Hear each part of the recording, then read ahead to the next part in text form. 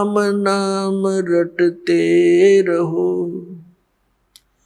राम नाम रटते रहो, जब तक घट में प्राण, कब हो तो दीन दयाल के हे भनक पड़ेगी कान।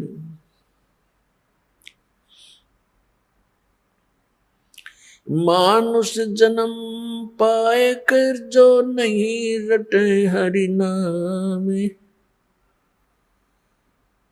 जैसे कुआ जल बिना बनवाया क्या काम।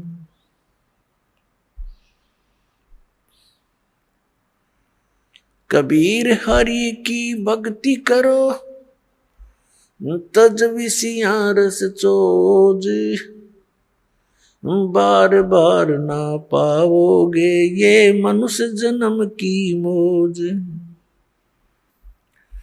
मानुष जन्म दुर्लभ है ये मिलन बारंबार,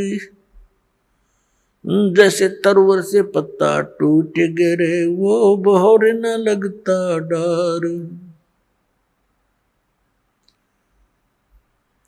साथी हमारे चले गए हम भी चालन हारे, कोई कागज में बाकी रही तात लगी है वारो।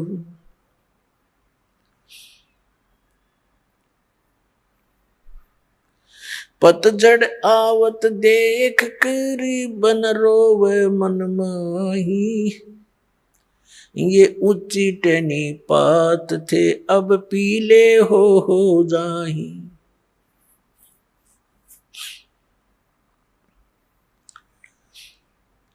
पात झड़नता यूं कहे सुन भई तरवर राय, अब के बिछुड़े नहीं मिले न जाने कहाँ गिरांगे जाए। तरवर कहता पात से सुनो पात एक बात, यहाँ की याहे रीति है एक आवे एक जात। अब परमात्मा ने कितना मार्मिक तरीके से इस भोली आत्मा जो काल की भांग पिए पड़ी है, कितने मार्मिक ढंग से समझाया है। एक पत्ते और वृक्ष और वन का उदाहरण दिया है। क्या बताते हैं कि मानुष जन्म दुर्लभ है, ये मिले न बारंबार, और जैसे तरवर से पत्ता टूट गया वो बहोर नहीं लगता डार, उसी स्थिति में एज इट इज दोबारा उस शाखा पर उस टहनी पे वो दोबारा स्थापित नहीं हो सकता। ठीक इसी प्रकार परमात्मा हमें समझाने की चेष्टा करते हैं कि आप जिस संसार और इस परिवार को, संपत्ति को, शरीर को अपना मान करके यहां बिल्कुल स्थायी होकर बैठे हो, ये ऐसी स्थिति है आपकी जिस दिन आप इस टहनी से टूट गए फिर उस घर में उसी स्थिति में दोबारा आप स्थान नहीं पा सकते। अब क्या बताते हैं कि एक व्यक्ति जो भक्ति नहीं करता, देखो परमात्मा का नाम लेकर भी हम काम वही करेंगे लेकिन बुराई नहीं करेंगे, केवल कर्तव्य कर्म करेंगे।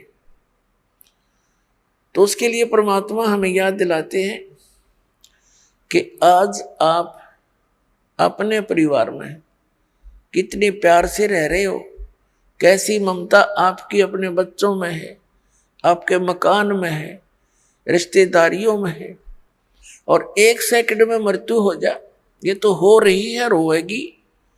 अब इसको, इस सच्चाई को हम अनदेखा करने की चेष्टा करें तो वही बात है कि बिल्ली को आते हुए कबूतर आंख बंद करके बैठ जाकर मुझे दिखती नहीं, उसकी आंखें बंद कर लेने से वह बिल्ली टल नहीं गई, उसकी अपनी अज्ञान सोच है, वो तो उसने दौड़ धाप उड़ जाना चाहिए था, बच सकता था।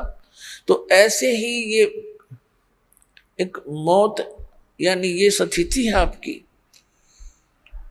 हम इससे बहुत कतराते हैं और ये फिर भी आके ही रहती है मृत्यु। तो इससे बचने का तरीका भी बताया परमात्मा ने।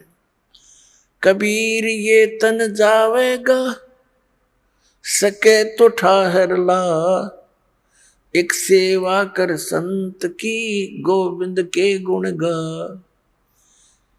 अब इस प्रसंग को थोड़ा सा बाद में लेंगे, पहले समझाते हैं कि फिर ये जैसे आज सारी व्यवस्था आपके पास है और खूब प्रसन्न है सभी है, और एक सेकंड में मृत्यु हो जाए,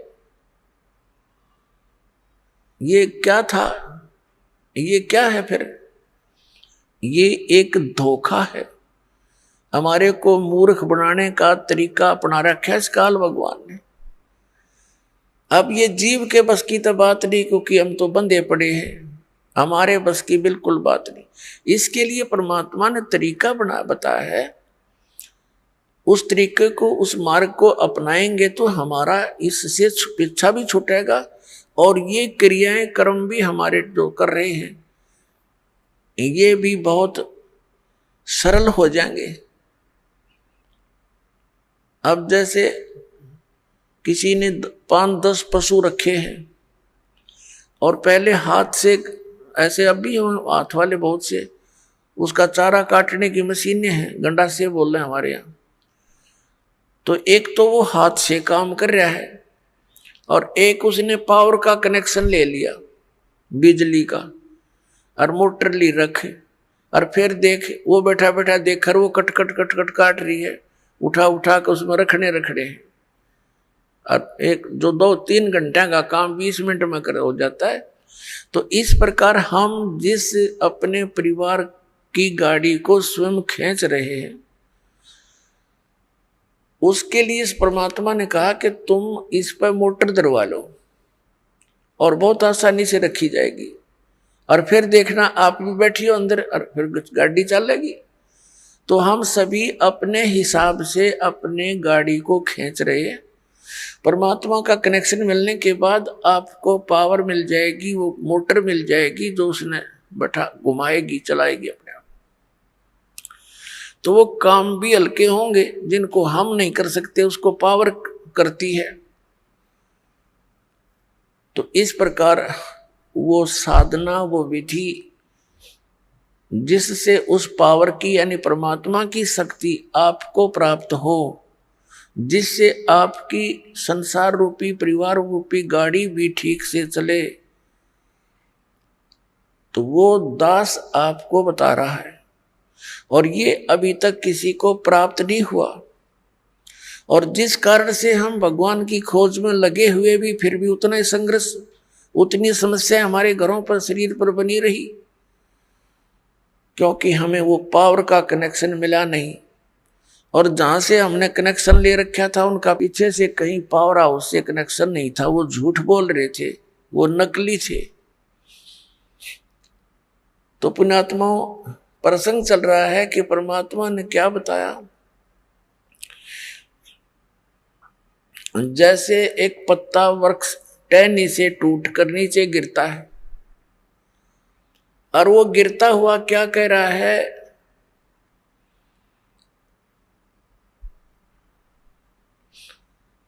पात जड़नता यूं कहे, सुन बई तरवर राय, अब के बिछुड़े नहीं मिले, ना जाने कहां गिरेंगे जाए।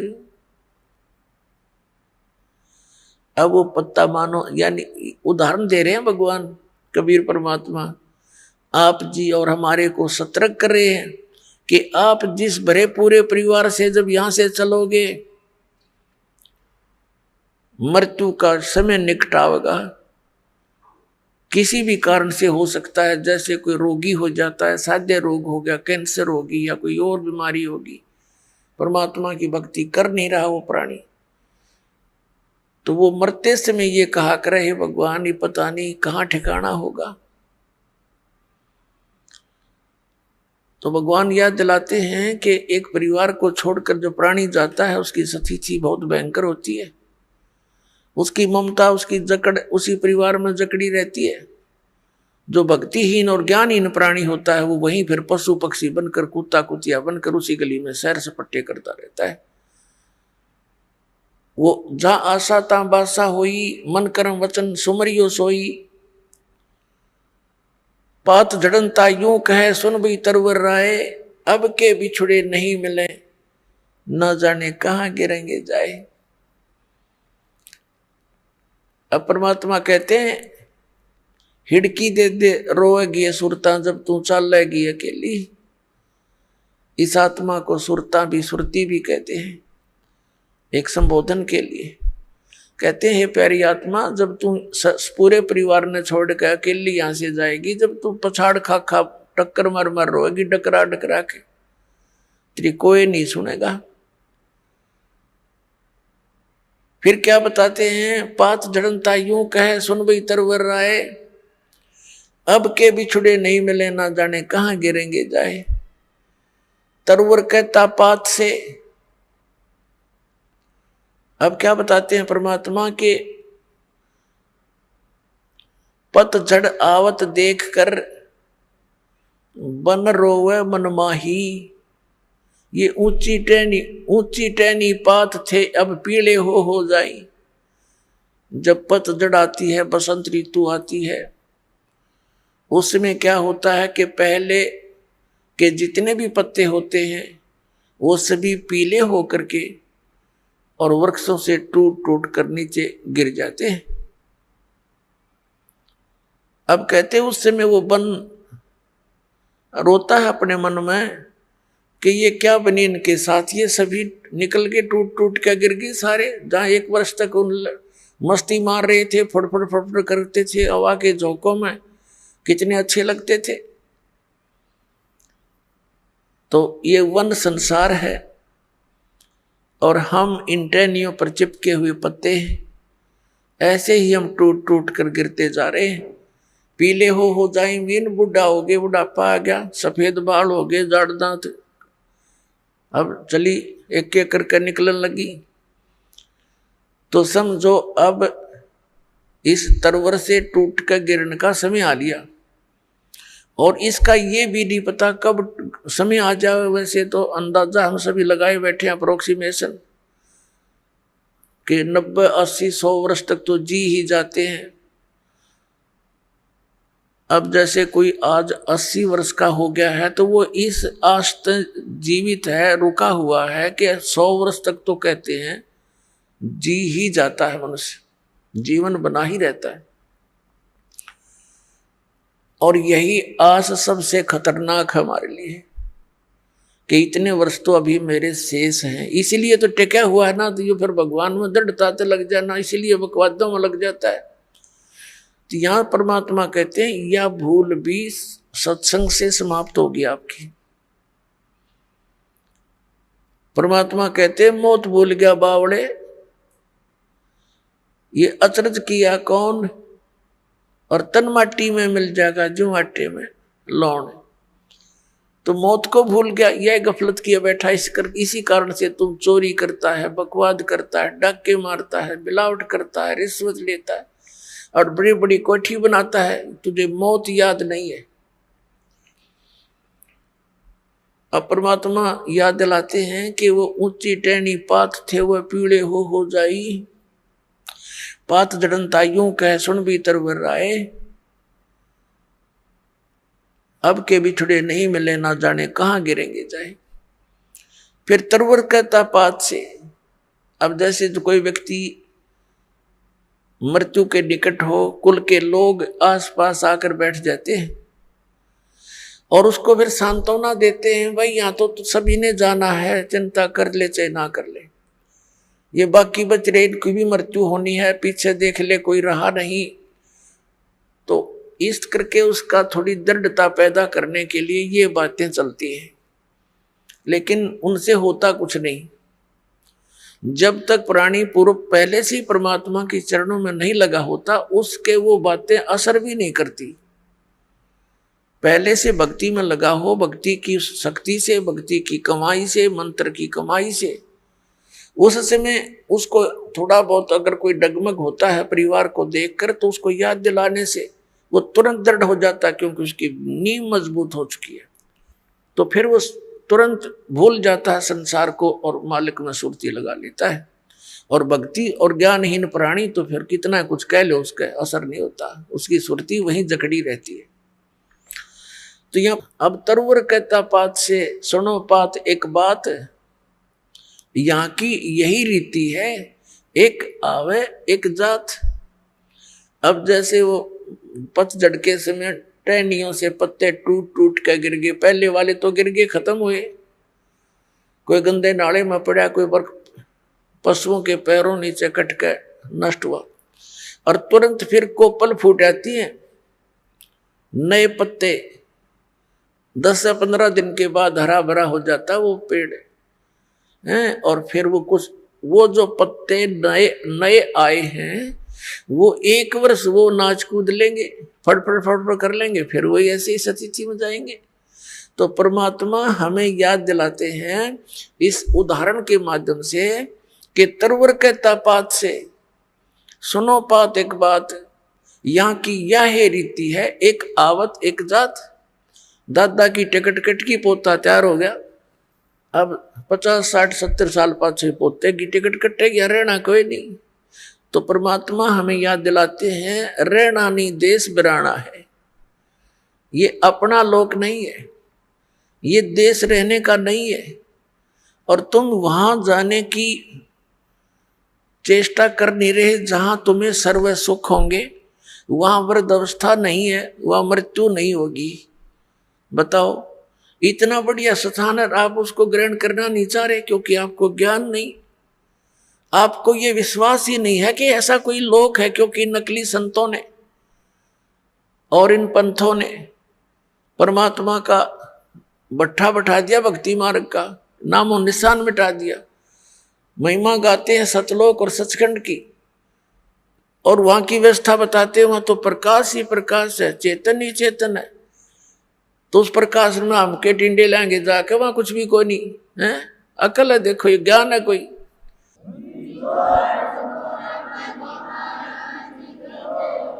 कैसे रुचि बनेगी वहां जाने की?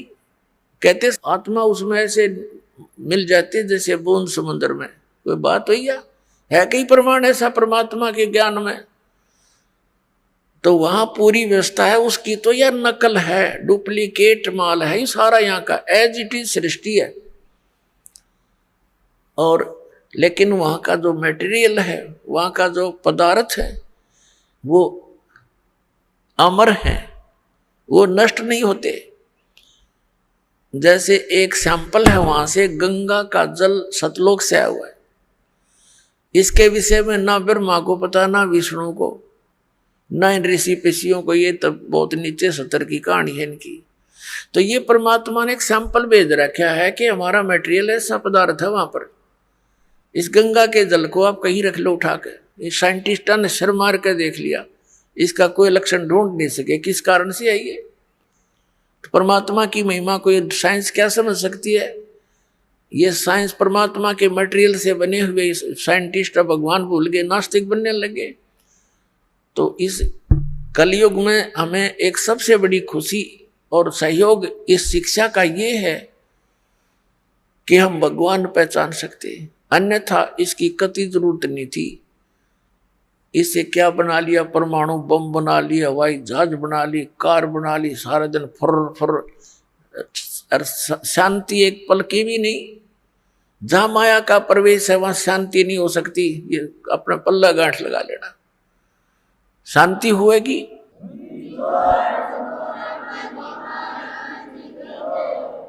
अंगारों पर बैठकर हम शांति ढूंढ रहे हैं, भूबल पर पैर रखे हैं और हम सोच रहे हैं अब शांति होगी, हमें ठंड मिलेगी।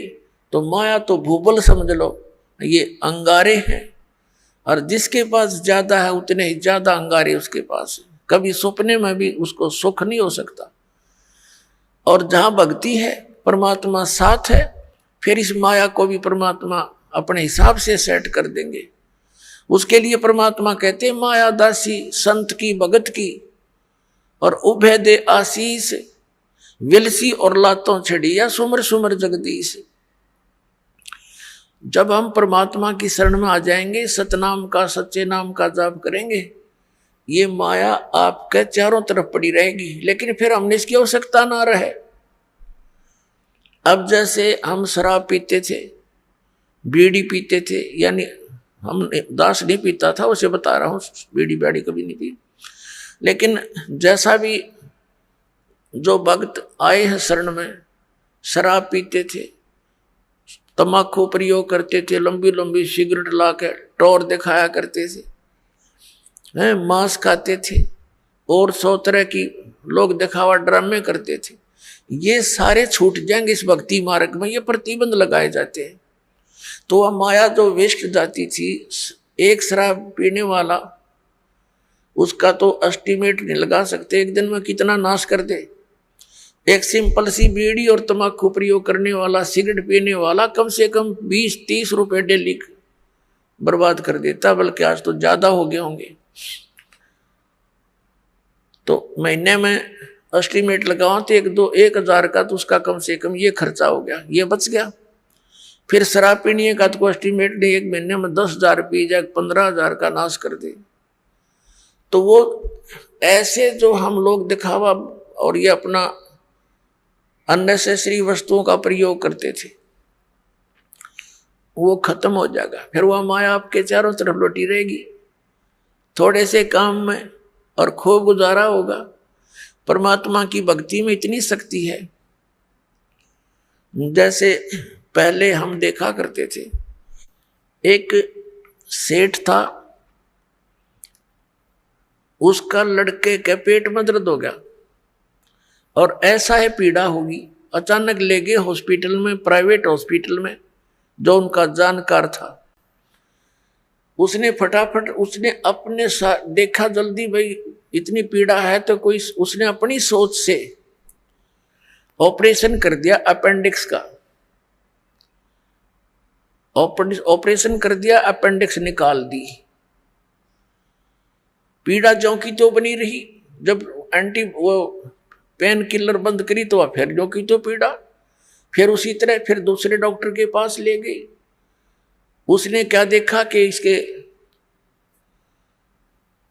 इसकी जो है ना झिल्ली में डिफेक्ट है, वह झिल्ली निकाल दी उसकी किया, वो फिर पीड़ा ज्यों की त्यों बनी रही। फिर देखा कि फिर लास्ट में पता चला कि इसकी बड़ी आंत में बहुत इन्फेक्शन है। अब कहां से चला था, लाखों रुपये लागे, ब्रान मटी नौकी नहीं हुई, जब जाकर उसकी जान बची और 2-3 महीने तक ऐसे ब्रान मटी रही। और अब क्या होगा जब भक्ति से हम जुड़ जाएंगे।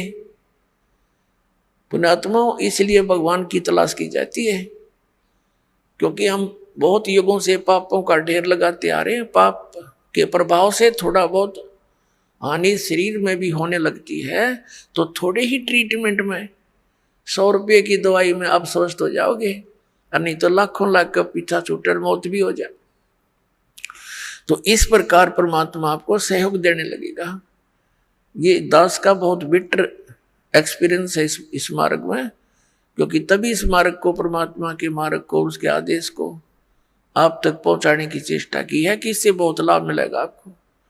ऐसा लाभ मिलेगा आप सोच नहीं सकते।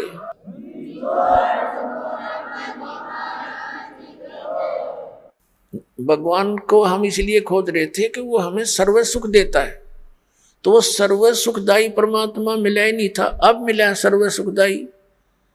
अब ये सुख ही सुख देगा, यहां दुख हो ही नहीं सकता। जैसे बर्फ है, एसी रूम है, वो ठीक चल रहा है तो उसमें गर्मी का काम क्या। तो ऐसे परमात्मा का ये कनेक्शन मिलने के बाद आपके परिवार में नो सोच ले, गर्मी के दिनों में एसी लग गया और वो सर्दियों में भी काम करेगा, यानी ऑटोमेटिक है परमात्मा का सिस्टम, आपके हर तरह से सुख देगा। तो प्रसंग चल रहा है कि हम उस स्थान को भूल गए जहां जाकर हम सदा सुखी रहेंगे, और हम सभी पहले वही रहते थे। अब कई भक्त अज्ञानतावश भोले भाले जिनको ज्ञान नहीं, वो ये प्रश्न किया करते कि एक बात बता, जब सारे ही यहां से चले गए तो यहां कौन रहेगा? बता, वो नैया ही चिंता हो रही है कि यहां कौन रहेगा बता। अरे यहां यूं तो एक पत्थर है, घूमता रहेगा, हमने क्या ठेका ले रखा है पृथ्वी का? ये मंगल ग्रह जो चांद और ये सारे धक्के खाने लग रही है, फिर जाएगा। हम अपने सतलोक में चलेंगे, इसकी हमने क्या क्या करना? ये तो जिसका हुआ आप संभालेगा इसने। तो कहने का भाव ये है कि हम इतने रंग गए यहाँ पर। जैसे एक भक्त बोला बाला, उसके घर उसकी पत्नी बहुत बीमार थी, पर बहुत समस्या में थी, हर तरह से तकलीफ थी। परमात्मा की दया हुई, दीक्षा ली, भगवान की कृपा से वो स्वस्थ हुई। उसको समझाने लगे, भाई नाम ले ले भक्त, नहीं तो भक्ति ना करने से पशु बनोगे, जोटा बनेगा। वो जोटा बुग्गी ले रहा था, उससे कहा भाई फिर जोटा बनेगा तो न्यू बोला, महाराज जी जोटा भी तो बनना चाहिए, फिर बुग्गी में कौन चलेगा? इसने बुग्गी की चिंता हो रही। मैं कहा अच्छा भाई, तो बुग्गी खातिर कर ले काम। फिर उसे उपदेश ले लिया उसने। लेकिन हमारी धारणा ऐसी बनी हुई है कि यहां ऐसे कैसे होगा। तो पुण्यात्माओं, परमात्मा की इस मार्ग को बहुत गहराई से समझो। जिस उद्देश्य से परमात्मा स्वयं आते हैं उस अच्छे लोक से इस गंदे लोक में आपके लिए, तो ये कितना इंपॉर्टेंट काम होगा। एक ऐसे वैसे तो भगवान इतनी दूर से आए नहीं, आपको ये ज्ञान देने के लिए कि तुम यहाँ के रहने वाले नहीं हो, सतलोक में एक बहुत सुख है, और जिस सुख को तुम यहाँ खोज रहे हो ये तुम्हें 1000 लाख करोड़ वर्ष खोजते रहो तो नहीं मिले, एक जन्म की तो बात छोड़ो। और यहाँ क्या हालत है तुम्हारी, उससे हमें परिचित कराते हैं। उधर से काल के दूत भी अपनी खूब काल प्रेरणा से अज्ञान का प्रचार स्प्रे कर रहे हैं जगह जगह। अपने आत्माओं, परमात्मा ने आकर हमें इसलिए ये ज्ञान दिया क्योंकि हम उनके बच्चे हैं।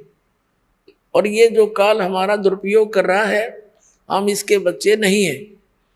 अपने बच्चों को कोई ऐसा दुखी कर सकता है? किसी की टांग कट गई, किसी की आंख फूट गई, और किसी का हाथ कट गया, किसी का बेटा मर गया, किसी की बेटी मर गई, कोई कैंसर से पीड़ित है, कोई पशु पक्षी बनकर, गधे कुत्ते बनकर बिष्टा खा रहे हैं, टट्टी खा रहे हैं। तो ये कोई अपने बच्चों को ऐसे दुखी कर सकता है? तो इस भगवान को हम अपना मालिक मान सकते हैं? यहाँ का जो स्वामी है ये काल है, इसका उद्देश्य हमें पीड़ित करना और विचलित रखना है, भ्रमित रखना, ताकि इनको भगवान का ज्ञान ना हो जा और कहीं ये भाग ना जा। तो उससे पहले ये अपने संत भेज के हमारे वो भी बच्चे परमात्मा के, वो संत हैं या जैसे भी उस काल का फंस गए, वो उस अज्ञान के मास्टर बन गए, उस अज्ञान को जगह जगह प्रचार करने लगे। भोली आत्माओं ने उनको संत महात्मा मानकर उनके एक एक वचन को शिरोधार्य कर लिया। अब ये सच्चा ज्ञान जब आता है तो वो पुराना पेंट उतरता नहीं जल्दी सी। तो दास के ऊपर दया करी परमात्मा ने कि पहले इन सभी सदग्रंथों का ज्ञान करवाया और फिर इन संतों के वचनों को देखा कि ये क्या बताते हैं, हमारे सदग्रंथ क्या बताते हैं। फिर पता चला कि ये तो भाई गलत कर रहे सारा काम, ये तो आसपास में नहीं सदग्रंथों के। 1 2 3 4 10 सैकड़ों की संख्या में इन संतों को के इतिहास को, इनके ज्ञान को दास ने पढ़कर देखा। शायद ये तो अच्छा महात्मा दिखाई देता है, इसका शायद ठीक मिल जावे। फिर जो चले गए यहाँ से महापुरुष, जिनका बड़ा बोलबाला था, मैं रसीदानंद जैसे नकली, इनसे बड़ा प्रभावित था दास। और दास ने इसके सत्यार्थ प्रकाश को इस उद्देश्य से इस तत्व ज्ञान की प्राप्ति के बाद पढ़ा। पहले भी पढ़ते थे, पहले समझ में नहीं आता था कुछ भी कि महापुरुषों की वाणी हम नहीं समझ सकते, ये सोच कर रख देते थे इसको। ऐसे इन पुराणों को रख देते थे, भाई ये तो भगवान की माया है, हम कैसे समझ सके। और जब दास की परमात्मा ने वो आंखियां बना दी तत्व ज्ञान वाली, उस दृष्टि से जब इनको देखा, उन चश्मों से, तत्व ज्ञान वाले चश्मों से, फिर देखा अरे नाश कर रखा सारा, कख भी नहीं इनके पास, ना वेदों वाला ज्ञान, ना कोई संसारिक व्यवहारिक बातें ठीक इन लोगों की। तो बड़ा चिंता का विषय बना।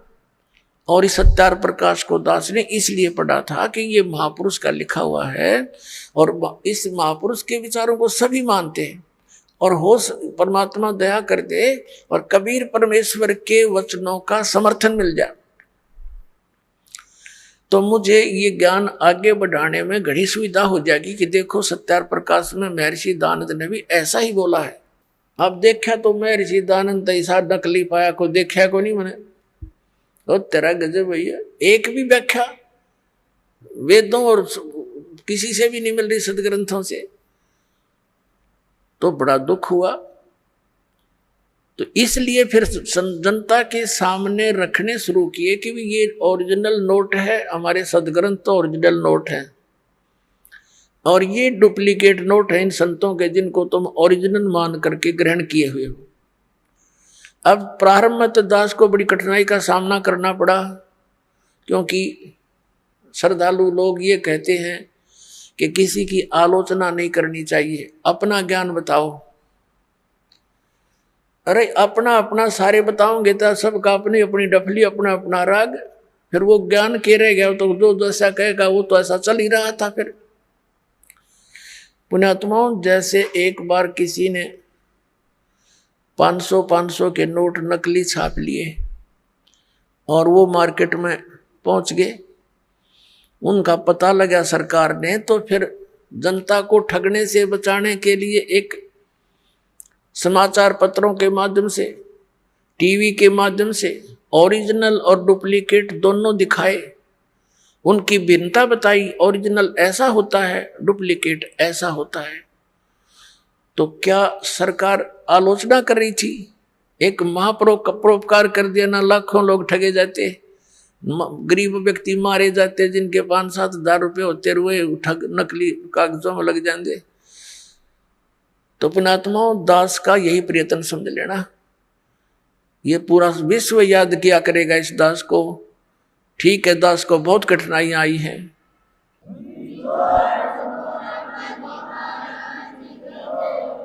इस सच्चाई को ऊपर लाने के लिए, इस ज्ञान को उठाने के लिए सहयोग तरह कबीर भगवान का, लेकिन दास उसका बैल है और उसी के सहारे से इसको गाड़ी को खींचकर पटड़ी पर चढ़ाया है।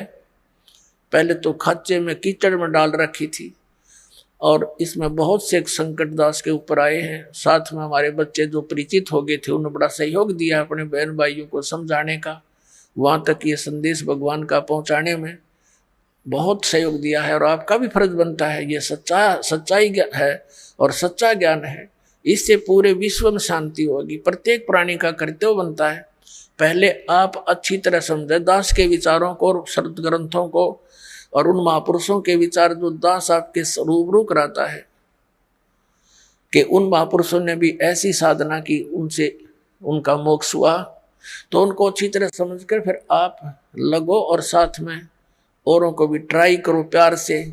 ये मार्ग कोई बलपूर्वक कराने का नहीं होता, ये ज्ञान से होगा। और काल भगवान ने एक प्रार्थना की थी परमात्मा के समक्ष, कबीर जी के समक्ष, कि हे परमात्मा, आप चौथे युग में जितना चाहो जीव ले जाना, लेकिन एक दया करना परमात्मा के जोर जबरदस्ती ना करना। सतकल युग में जब आप ले जाओ, अपना ज्ञान देना, आपका ज्ञान ग्रहण करें, वो आपके हो जा, और मेरे ज्ञान को माने वो मेरे पास रह जा, मेरा आहार बने रहे, जबरदस्ती ना करना।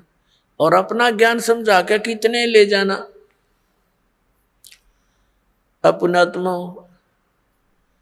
परमात्मा ने कहा था, ठीक है भाई, ज्ञान बगैर तो मैं ले ही नहीं जा सकता, पहले ये अगर वैसे भी ले जाऊं तो वहां टके नहीं, ये फिर आऊंगे वापस, पहले वही ना रहा करते। तो मालिक को मालूम ही था कि ज्ञान से दृढ़ करूंगा इनको, और यहाँ के दुखों से ये छक चुके होंगे, यहाँ की इन कोठी बंगलों से भी ये छक चुके होंगे।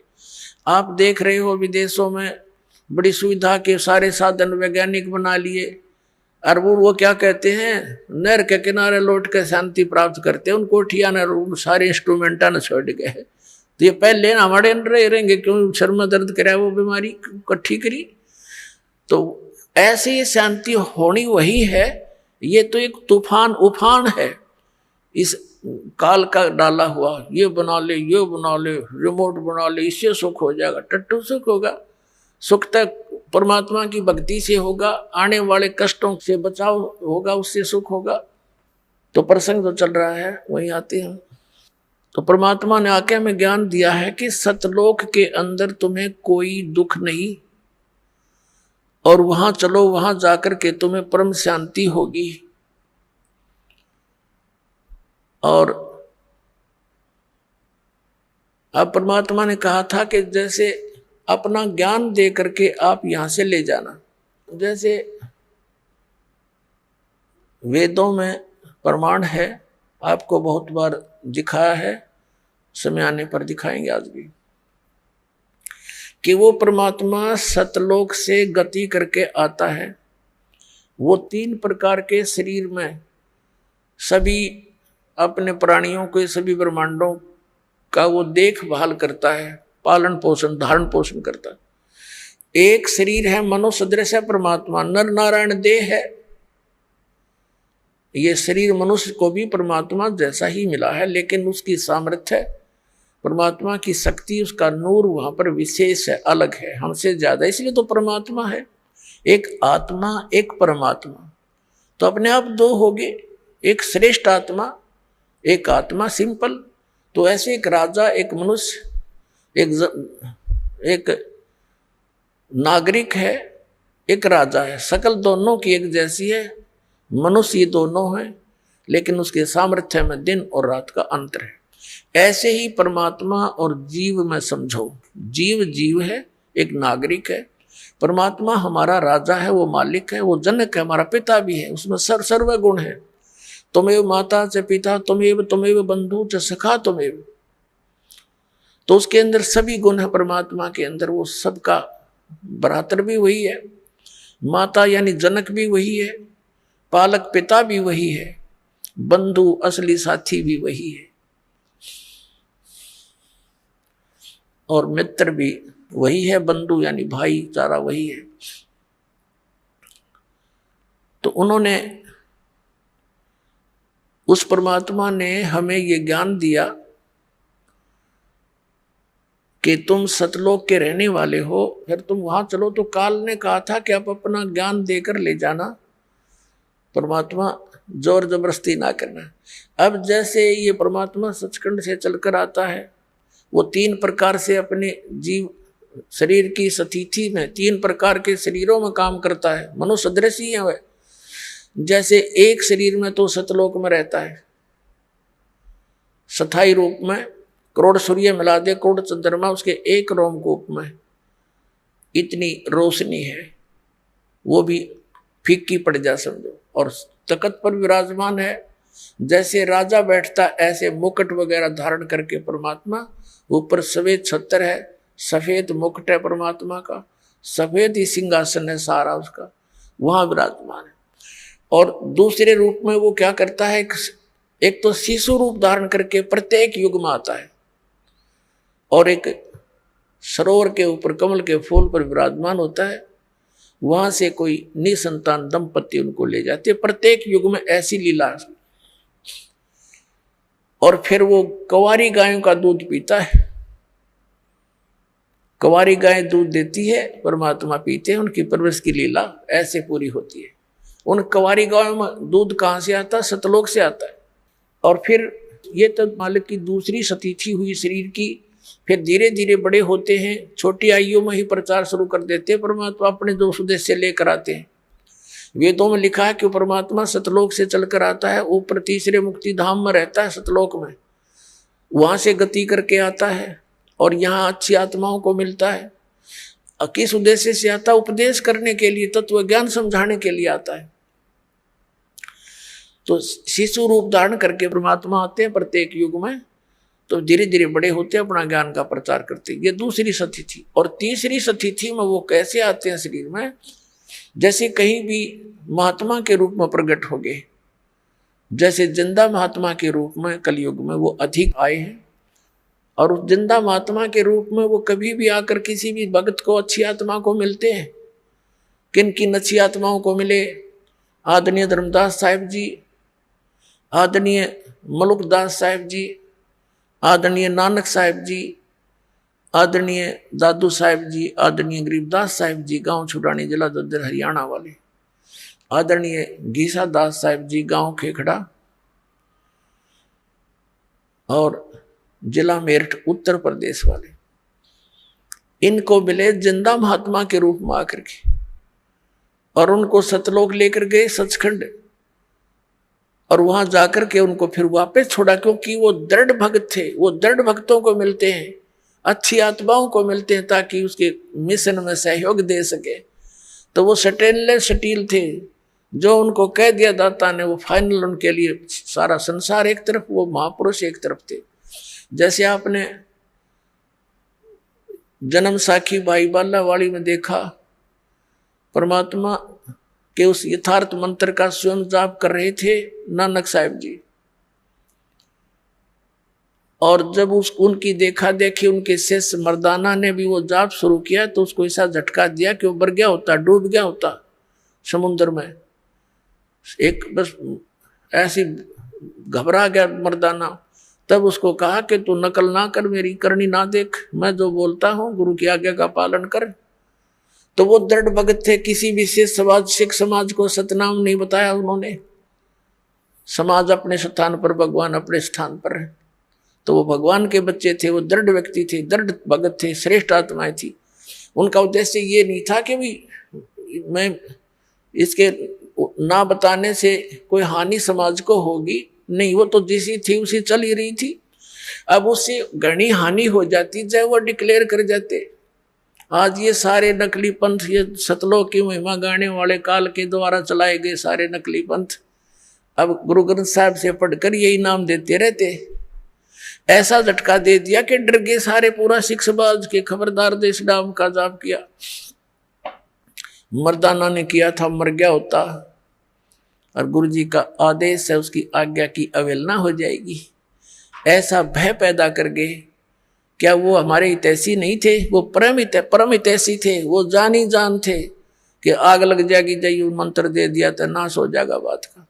तो ऐसे उन दृढ़ भक्तों को परमात्मा आकर मिलते हैं। तो ये तीसरी स्थिति थी उनकी। अब उनको हिदायत दे दी थी कि समय आने पर इसको फिर देंगे अपने बच्चों को। अब जैसे कोई भी हिंदू धर्म में देख लो, सिख धर्म में देखो, विशेषकर इन दोनों धर्मों में दास देख रहा है। बाकी मुसलमान धर्म से और ईसाई धर्म के क्या क्रिया है, इतना विशेष दास परिचित नहीं है। इतना अवश्य है कि वो मुसलमान धर्म के लोग भी बलि चढ़ाते हैं, कुछ हिंदू समाज के भी चढ़ाते हैं। ये गलतियां हैं दोनों की। लेकिन यहाँ दास देख रहा है कि यहाँ विशेष धर्म की व्यवस्था है। जैसे सिख समाज के अंदर वाणी का पाठ और वहाँ उनका लंगर चलता है। धर्म की ये धर्म यज्ञ कहलाती है। ये दो धर्म यज्ञ करते थे बस। ये एक तो ये धर्म दो यज्ञ करते थे, एक धर्म यज्ञ और एक ज्ञान यज्ञ, वाणी का पाठ। तो इनसे क्या होता है, मोक्ष नहीं हो सकता संग जन्म भी इन क्रियाओं से, लेकिन मनुष्य के शरीर की संख्या बढ़ जाती है। अब वो ऐसे ही हिंदू धर्म के अंदर जैसे गीता जी का पाठ करो, डेली एक अध्याय का पाठ करो, या वैसे कोई अपना धर्म पुण्य करते रहते हैं, कोई भंडारा कर दिया कितना गांव गोम नगर में, ये ऐसे चलते रहते थे। तो इन क्रियाओं से क्या होता है कि मनुष्य जीवन मिल जाता है। परमात्मा की वाणी है सुख संवेद में कि धर्म तो 10 का नहीं और 10 के तीनों लोग, खैरायत में खैर है कीजिए आत्म भोग। और दूसरा ये था, तो उससे क्या होता है, जैसे यज्ञ है ये ग्लूकोस है, एक रोगी है, जैसे दास ने बताया कि हमारे जन्म और मृत्यु का दीर्घ रोग लगा हुआ है। ये दीर्घ रोग उसी ट्रीटमेंट से कटेगा जो महापुरुषों ने खुद प्रयोग किया और परमात्मा ने आकर बताया। और अब इस दास को इस मार्ग का मास्टर बना दिया, डॉक्टर बना दिया, सर्जन बना दिया। अब दास के पास वो मार्ग है, वो सारी व्यवस्था है।